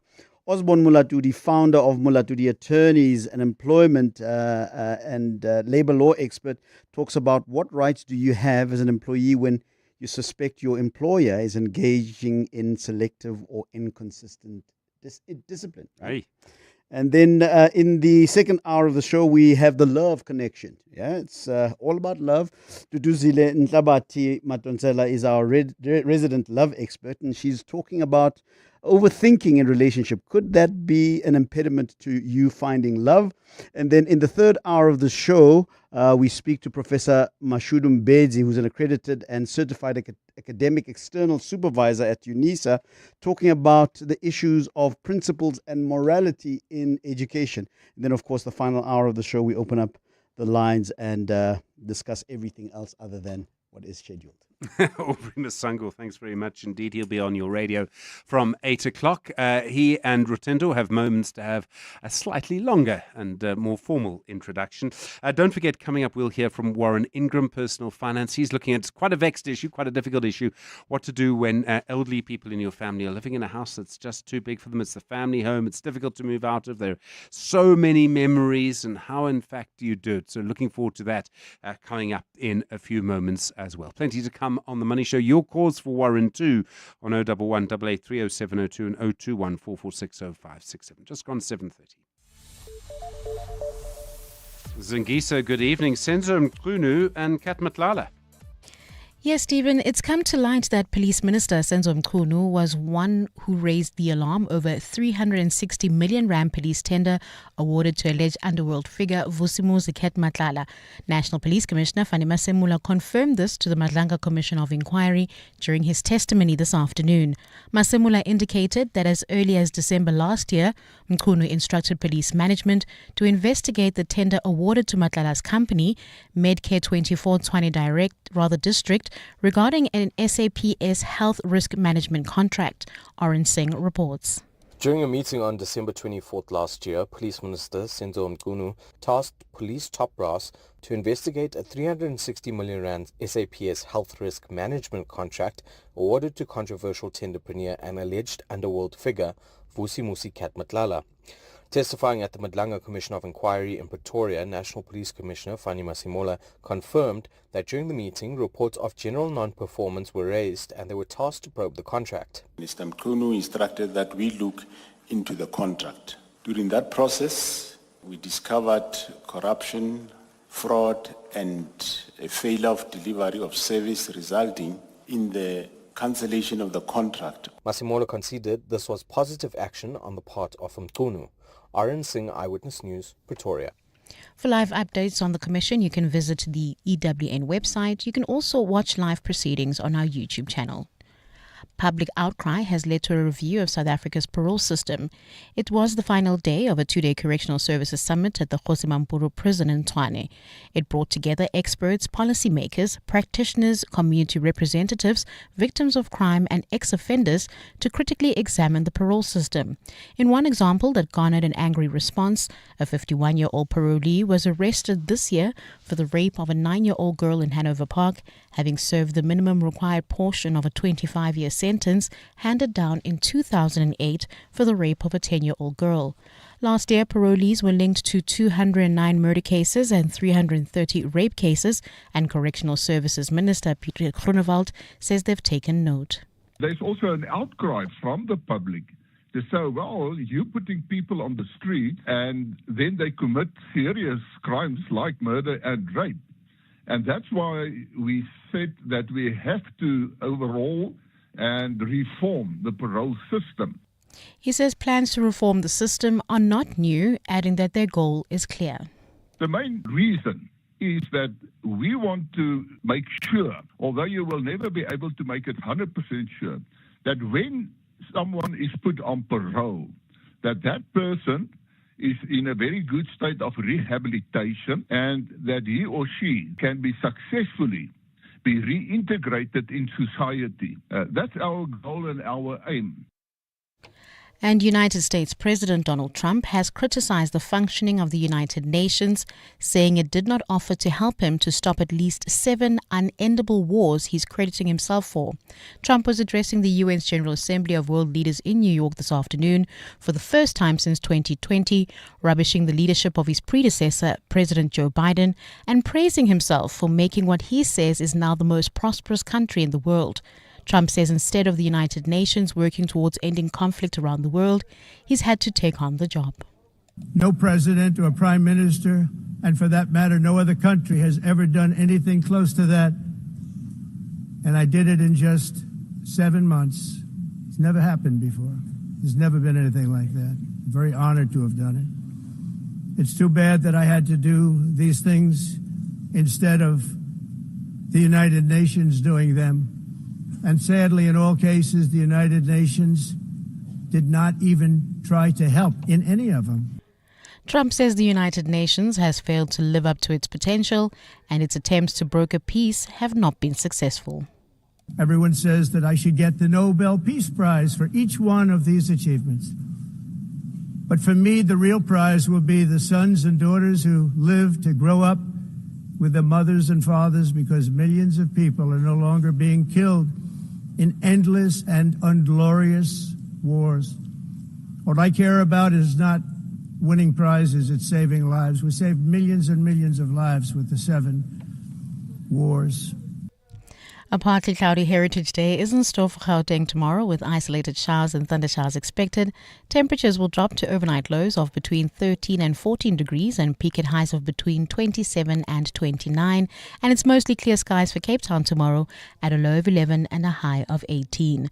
The top story in EWN, it's come to light that Police Minister Senzo Mchunu was the one who raised the alarm over a 360 million rand police tender awarded to alleged underworld figure Vusimuzi Kat Matlala. Corporates That Care promotes and encourages corporate leaders and all citizens to walk the talk for a better South Africa. Catch Corporates That Care this Wednesday at 10 to 9, featuring Hollywood Bets. Their brands and communications manager, Devon Heffer, will be in conversation with Bongani Bengwe. Join us every Wednesday as we highlight the efforts of companies and brands dedicated to building our country. Corporates That Care is a Prime Media Cares initiative with 702 and Prime Media Outdoor. 702, let's walk the talk and make a difference together.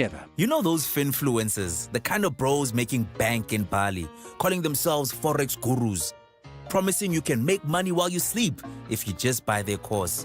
But then you end up losing sleep, waking up for different market openings, checking charts, scanning the members-only group chat for signals, and you start wondering, why do they call it day trading when you're spending all night spending your money to make money, only to realize that they make their money selling courses on how to make money.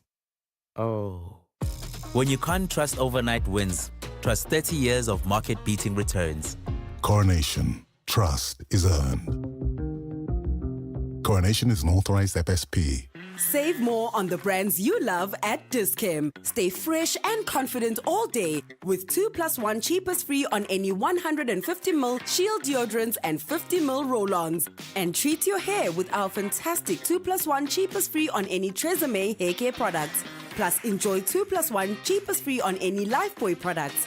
T's and C's apply. Don't miss out. Offers valid until 19 October. Only at Dis-Chem. Better health starts here. The Money Show. Personal Finance with Warren Ingram. Warren Ingram, as you know, is a certified financial planner at Galileo Capital, and it's a problem tonight that I think many people have. What do you do when the home that you've grown up in, your parents are still there, and actually, financially, it's not a good idea for them? It's very difficult. The memories are very close. Everyone wants their grandchildren to come and spend time in the house that you grew up in, all sorts of things. So how do you make this move is really the question tonight. And Warren, good evening. It's not an easy one, is it? It's not at all, and it's one of those things where you're intertwining money, emotions, history, and maybe a little bit of loss of independence a lot of the time, and many people grapple with this. But both the adult children and the parents who know that there is a problem, know that they can't maintain the property they're in, but they find it even more difficult just to let go and move on. Yeah, all right. Well, we'll take your questions for Warren on this on 011 883 0702 and 021 446 0567. Financially, why would you want to leave? Why would you want to move? I mean, what is the big driver that actually forces people into this kind of situation, into this decision? Well, very often, you end up with a couple that that live in a house that maybe has 4 or 5 bedrooms. The size of the land and the house itself are far bigger than what they need now because their families are grown and moved out. And so they get stuck with a relatively expensive property, both in terms of either property taxes or levies, and then the cost of maintaining a property. And if they're in most sort of big towns and cities around South Africa, usually there's a swimming pool involved, there's a garden and lots of walls and roof surfaces that need to be maintained. And if people are elderly, firstly they physically can't do it, and secondly the costs of that are just too much to bear. And then what happens is you get a big property that's not being maintained, and very quickly it starts to lose value because if you don't maintain a house, it's a bit like a ship at sea. It just degrades very quickly when you're not looking after it. And so financially, it becomes a compounding problem where the value is just being destroyed and eroded at an increasing rate, and no one to do anything about it. And I mean, it's often the biggest asset that a couple will have, so it really does need to be looked after. This is not an asset that you can lose money on. Yeah, and if you're the kind of unmaintained house in the suburb, when it does eventually come time to sell, the people that drive past look at it and they don't say, well, gee, there's so much potential. They go, well, this is a nightmare. I'm not going to pay market price for this. I'm going to pay below market. So now you've got, the costs that you've been carrying all this time, that have just gone, and over and above that, the capital value of the assets just degrading very quickly. And so you're right, Stephen. It's one of those things where other than their retirement fund, it's probably their next big asset, and it's losing value at a rapid rate. And don't get me started on if they're in an area and a city that's not doing well as well. That just makes the whole problem a lot worse. You don't have to remind us where you live, Warren. This is not just about money, though, and this is what makes this difficult. This is about emotion, and it's not just people clinging to the past. They're living in the place where they brought up their children, and that matters to everybody. Yeah, and I think it's something that financial people often lose sight of. This life isn't lived on a spreadsheet and managed by a calculator. It's something that we live with our hearts and souls. And so if you're the adult child and you're living far away, it can be very frustrating when you kind of talk to your parents to say, but it's so obvious. Look at the spreadsheet. Look at how much money you're spending. Can't you see? Are you not capable of doing a calculation? And actually, the person that's incapable of seeing is not the parent, but it's the adult child who can't see what's going on. Parents have put their heart and soul into that house, and they've raised their children and their families. And for them, the house carries so many, very good memories. And so it's very difficult for them to foresee a life away from that house. And then the other thing we need to bear in mind is when we get older, change gets harder. And some people grapple with change at any age. And if you're in your 60s, 70s, or 80s, and you're faced with the prospect of having to move, it becomes almost terrifying. And so we've got to understand that, the spreadsheet might say one thing, but the heart and the soul are saying completely different things. And so we've got to just be really careful around how you approach a conversation like this, because you could be approaching it in completely the wrong way, where you're having an analytical conversation and you need to have a completely emotional conversation with somebody. Yeah, you've got to sort of manage the tone of it. The financial considerations of downsizing, I mean, generally speaking, it's the right thing. And so you've got to sort of talk through the advantages of moving somewhere else. Yeah, I think, if the financial pressure is building, then it might be the way out in terms of having a constructive conversation that suits everybody, where everybody sees and feels the benefits on kind of a positive footing. And so just, understanding that when you have a large property, it's always more expensive to maintain than a small property. And so just from a running cost point of view, you're going to benefit by being in a smaller place. If you add to that, that maybe your rates and taxes might be lower, and then the convenience of not having to maintain the property, where you might have to pay additional staff, for looking after the property because you can't. Those costs add up very quickly, and also, or I should say, cost savings, and also potentially things like insurance. You save a lot on insurance and those kinds of costs as well. And so understanding that if you're going to sell the property and it's still in good condition, and you're going to buy a smaller place, potentially in the similar area, you could end up, realizing a fair amount of capital. Just for argument's sake, you sell, a house for 6 million and you buy a smaller place for 3 million. That 3 million gap is now money that you can use to fund a better lifestyle. And that would be the beginning of a conversation to say, that 3 million, why don't we put that away for an investment where you can draw some of that on an annual basis to go and do more travel overseas, to go and visit the grandchildren, or go to see family around the country, or just enjoy good holidays, now that you're not spending your weekends maintaining the house. And so there are important considerations if you want to sell the property, and often if the house is big and you've got adult children, you might find that they want to take over the house to raise their children, and that could be a conversation to be had where you say, well, okay, I'll sell it to you, and potentially we can do it in a transaction over time, and so it stays in the family. The emotional side of this is not so tough for people to deal with, and maybe lastly, particularly in kind of in Joburg, I find often there are lots of cottages on a property where you can build out a cottage, and maybe the older parents move into the cottage, the younger the adult children move into the main house, and so there's kind of an extended family living situation where everybody's benefiting financially, and the pressure is off on the older parents. So there are there are lots of financial approaches that you can make to this, other than just toughing it out or just selling without a lot of consultation. This only works if everyone gets on, by the way, Warren. I mean, if they don't get on, that's not going to work. So, I mean, there is that. So I mean, you can hear stories for some people trying to get the money to buy a house big enough for their family that they want to bring up, and it's quite difficult. And I was interested in your comment about you can do it over time because it's a financial transaction in your family. You kind of know where they live. There are all sorts of options you wouldn't have if you wanted to buy a house on your own. If you're buying it from someone in your family, there could be a lot more flexibility. Absolutely. And I think it's, you've got to be careful just about the legal implications of this, because you don't want to get stung with, donations tax or something like that.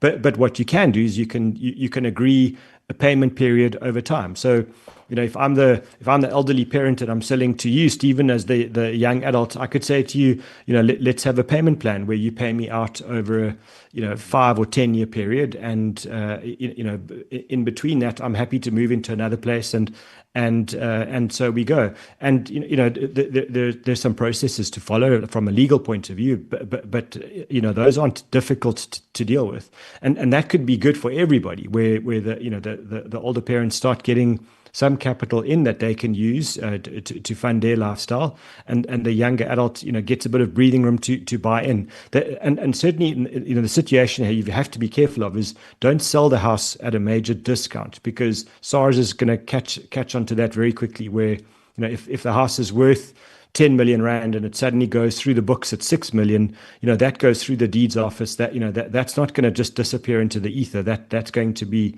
a real kind of a red flag. So don't do it at a discount. Go and get 2 or 3 estate agents to give you a valuation, and you come up with a defendable valuation, and then be generous on the payment terms and the time frames. That's not a difficult thing to deal with. So you can, when you've got a soft deal like that between family, as you say, as long as everybody's getting on, you can make those payment terms very generous. I suppose the other thing you've got to really consider is health. And as you get older, the chances of being a bit frail, maybe needing a little bit of help living, actually, could be quite a big factor in all of this. Yeah, so it's something that we don't really think about a lot. You'd kind of say, well, I'm happy to stay in my house, and hopefully it'll be the last house I ever stay in. But what happens if you can't stay in a house and you can't stay unaided, and maybe you need frail care? Now, the trick or the tricky part about frail care is a lot of the time you can't just pop into a frail care facility and say, well, here I am, please look after me. Often good frail care facilities have waiting lists. And, if there is a retirement village with frail care attached, they'll always give preference to the people who are in the retirement village first, before they'll take outsiders, from not within the retirement village. And sometimes they just won't do it at all. They'll just say, if you're not in the retirement village, we don't take you into frail care. And and financially, there's reasons for that, because there might be some cross subsidization between the kind of houses in the retirement village and the facilities. So if you want to have protection against a shock where you can't get into frail care at the right time, and usually it's going to be an urgent situation, then moving into a retirement village on the front foot when you're in relatively good health, where you can move into a place that you choose, and at a time of your choosing, might be a much better process than having to kind of be forced into a facility that you didn't choose because you're now in almost a medical emergency situation. And unfortunately, that happens quite a bit, and so one of the things I'd be saying is, make sure that you just take the health, into consideration over and above the financial decisions, because, this is, as we said, it's a multifaceted, complex situation. Yeah, no, there's so much to it. All right, we're going to resume this conversation, your questions as well, for Warren Ingram on 011 8830702 and 021 4460567. Henry's come in with a question this evening, saying, "Hi, Stephen. Inflation seems to be lower than economists predicted. What does this mean for my money?" It's such an interesting question. Right, Henry, we'll have an answer for that too in just a moment. 10 minutes now to 8 o'clock. Yeah, no, don't worry. In spring, I'll redo the lounge. Freshen up the stoop. Yep, you've painted yourself into a corner. Luckily, the Chamberlain Paint Festival is here to get you out of it with flying colours. From 24 September to 12 October, get 15% off paint mixing on Dulux, Plascon and Chamber Value. Get expert in-store advice from our friendly staff and master any DIY moment. Plus, you can stand a chance to win your share of 90,000 Rand in Chamberlain gift vouchers. Chamberlain, famous for hardware since 1903. Time to review my favorite employee, my F&B Gold business account. You give me thousands of potential customers by listing my business on Nav Marketplace and access to Guard Me, a bodyguard for cash drops, locking up. No other card does this. If you weren't a bank card, I'd give you a raise. The F&B Gold business account. No other card works harder for your business because your safety is worth it. F&B, help changes everything. T's and C's apply. F&B, a division of First Rand Bank Limited, an authorized FSP and credit provider. Hola Mzansi, Dr. Kumalu here. The first official Bafana Bafana game is now live at 10bet. With Bafana Megaways from 10bet, everyone can play for Bafana Bafana. Join now at 10bet.co.za. 10bet is a licensed betting operator and supports responsible gambling. No persons under the age of 18 shall be permitted to bet. Betting can be addictive. Winners know when to stop. South African Responsible Gambling Foundation toll-free counseling line 0800 006 008 or WhatsApp help to 076 675 0710. License number 921096661. The Money Show, Stephen Grootes, is brought to you by Absa CIB, banking on local growth with Club Med South Africa to bring the first resort of its kind to the country. The Money Show. Personal Finance with Warren Ingram. Warren Ingram is a registered certified financial planner at Galileo Capital. And Warren, just before the break, we had that question from Henry saying inflation is lower than what economists predicted. What does it mean for my money? And it takes us to the thorny issue of interest rates. Yeah, you're 100% right, Stephen. I think, normally when inflation comes in below what sort of the consensus prediction was, they would talk about forecasts, but really it's a prediction. We would expect the Reserve Bank to look at that very positively and then cut the interest rate that they are charging the banks, so the repo rate, which means that for the rest of us, that our interest on our home loans, etc., the prime rate will drop. And that would be the normal trend. And equally the other way around, if inflation is going up more quickly than everyone expected, then you might worry that the bank would raise interest rates. And where we are at the moment, is that interest rates have come down a little bit from their peak, and so I feel certainly that there's quite a lot of scope for the Reserve Bank to cut rates, but they haven't done it because they're working around on a sort of a narrower inflation target. So I think they're trying to drive inflation even lower, and so the fact that economists have forecast a lower inflation and it came in below that doesn't seem that exciting to the Reserve Bank. They want to drive inflation lower. And the kind of sledgehammer tool that they use to manage inflation is interest rates. It's not a very kind of fine instrument. It's a rather blunt instrument, but it's the only one they use.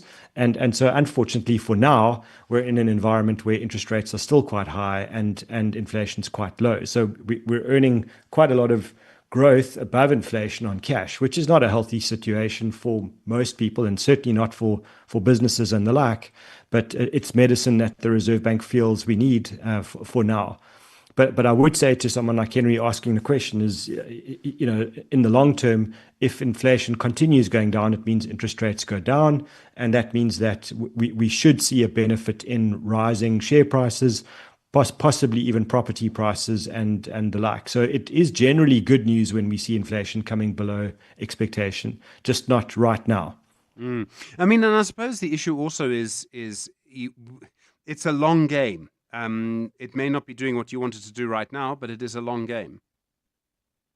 It is, and just understanding that lots of investors, very savvy investors in the bond market and people, operating in the stock market and the cash markets are all looking at this and all trying to forecast where things are going to go, and so they're not always going to respond to the news, and do things after the fact. Very often they will try and anticipate what's going on and then buy shares if they believe interest rates are coming down, and they might be disappointed then when interest rates don't come down. So for most private investors who are not in the business of day trading and trying to speculate on things, I would look at this and be very patient to kind of see where the trends are going. And if we see inflation going down gradually, month to month, quarter to quarter, in longer periods, then you can start to make a kind of more rational decisions. But trying to change your investment portfolio based on monthly or 3-monthly data, unfortunately, what you usually do is you end up setting yourself up to fail, because as we see in this instance, it was actually very good news that inflation came in below the forecast, but rates didn't change. And so if you had expected to make some nice profits on good news, you're going to be disappointed now. And that's the real danger, when your predictions might be right, but markets don't work in your favor. So much to it. All right, let's just go back quickly to the sort of main conversation around helping your parents or elderly people in your family move out of their big house. There's a big issue around the speed at which you do it. This is not something you should rush. It's a conversation you should have over a couple of years, that you should manage, and that you should deal with quite sensitively. Yeah, I think that's exactly right. You if you're the adult child, just understand you actually don't have a clue as to what your parents are feeling in a situation like this. So the fact that you can see benefits and that you think it's obvious is only obvious to you. You can't live that life, and you don't know what they're going through. So rather go from the position of asking good questions about what's bothering you about this house. Are you finding it difficult, and how would life look if you didn't have to worry about maintaining the property as much as you are, and if you had some extra money in the bank account every month, from a stress point of view, etc. And very often it's the fear of the unknown. It's people saying, well, I don't want to go and live in a tiny little box where my neighbors know what I'm doing every day. And so maybe arranging for them, and going along with them to go and visit potential alternatives, and looking at what's available and actually walking through them. Because once you start to see what your alternatives are, either they're as bad as you fear or they're not, and potentially you might start to get excited about a better alternative where you don't have to worry about gardens, but maybe you live in a place with beautiful gardens that are maintained by someone else, and you just pay a levy for that.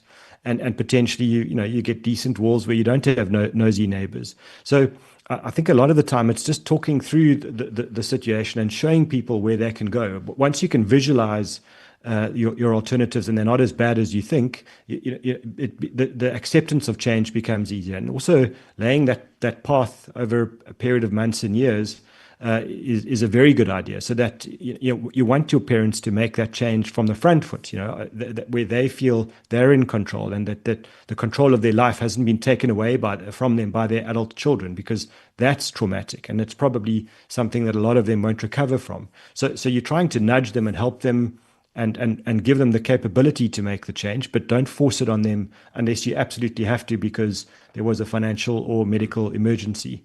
So take your time, do it in a considered way, and do it physically. Show people show your parents what the alternatives are. And if you're the parent, get in the car and go and see what your options are. They're very often very nice places that you can stay in, that are not kind of quasi prisons. You don't want them to control you at 18. They don't want you to control them at 80, I suppose would be the way to remember it. Warren Ingram, thank you so much. Co-founder of Galileo Capital. This will be podcast and could easily be valuable to you or someone in your family. The Money Show, Stephen Grootes, is brought to you by ABSA CIB, banking on local growth with Club Med South Africa to bring the first resort of its kind to the country.